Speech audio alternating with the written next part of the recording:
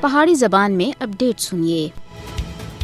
مقبوضہ جموں کشمیر وچ بھارتی ریاستی دہشت گردی دا خوفناک سلسلہ جاری ہے۔ کشمیری عوام پچھلے 76 سالاں تھے بھارتی ریاستی دہشت گردی دا بدترین شکار ہے۔ مودی حکومت کشمیری عوام کو ڈرانے اور خوفزدہ کرنے دے واسطے دہشت گردی کو ایک ہتھیار دے طور تے استعمال کر رہی ہے۔ مقبوضہ جموں کشمیر وچ تعینات بھارتی فوجی ریاستی دہشت گردی دی بدترین شکل وچ ملوث ہیں۔ بھارتی فوجیاں دے ہاتھوں ریاستی دہشت گردی دی کاروائیاں ہر دیہڑے دا معمول بن گئی ہے۔ بھارت 5 اگست 2019 وچ مقبوضہ جموں کشمیر دی خصوصی حیثیت دی منسوخی دے بعد تھی اپنی ریاستی دہشت گردی وچ وعدہ کیتا ہے۔ اس سال جون دے مہینے وچ 17 کشمیری بھارتی گولیاں دا نشانہ بن چکے ہیں۔ انہاں وچوں ایک کو جعلی مقابلے وچ شہید کیتا گیا ہے۔ 6 کشمیری بھارتی فوجی تشدد دے نتیجے وچ زخمی بھی ہوئے ہیں۔ 24 کشمیری جنہاں وچوں زیادہ تر نوجوان اور سیاسی کارکنوں سے کو کالے قوانین، پبلک سیفٹی ایکٹ اور غیر قانونی سرگرمیاں دی روک تھام UAPA دے تحت گرفتار کیتا ہے۔ بھارتی وردی پوشن سن اس عرصے وچ گھٹ تے گھٹ 223 معاصرے اور تلاشی کاروائیاں دے